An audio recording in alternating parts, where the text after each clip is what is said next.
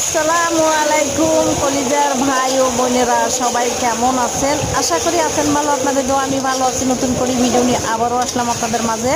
ভিডিওটা ভালো লাগলে অবশ্যই একটা লাইক কমেন্ট শেয়ার করেন ভাই বোনেরা। তো দেখতে পাচ্ছেন এখানে পটলগুলো আমি তেলে ভাজি নিছি আগে, আর অল্প কয়েক পিস মুরগির মাংস ছিল, তাকে দিয়ে রান্না করতেছি।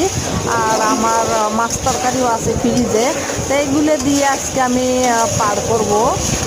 দেখতে পাচ্ছেন আসলে অন্য কিছু আজকে রান্না করব না, যেহেতু আগের তরকারি আছে। আর এখন এই যেগুলো রান্না করতেছি মুরগি আর হলো পটল। তো কোন কোন আপু ভাইয়ারা এইভাবে তরকারি রান্না করে খান অবশ্যই জানাবেন। আসলে আমি কোনো সময় রান্না করি নাই, আজকে সর্বপ্রথম রান্না করতেছি। জানি না কী রকম হবে, এই আর কি। আশা করি সুন্দরই হবে। তরকারি কালারটা আমার কাছে ভালোই লাগতেছে।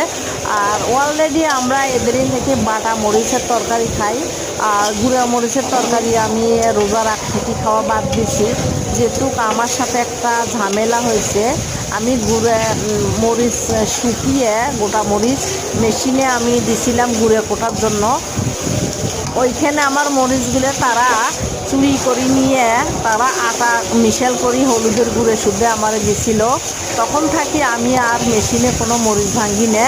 তখন থাকি আমার ঘরে তো ব্লেন্ডার আছে, আমি একবারে মরিচ হলো কী করি ব্লেন্ডার করি, গুঁড়ে কুটিয়ে আমি হলো ফ্রিজে রাখি।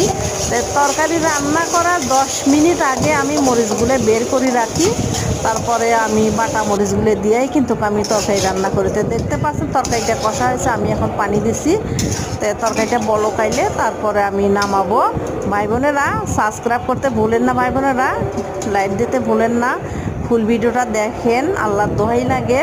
টেনে টেনে দেখবেন না ভাই বোনেরা, অনেক কষ্ট করে আমি ভিডিওগুলো বানাই আপনাদের জন্য। ফুল ভিডিওটা দেখেন।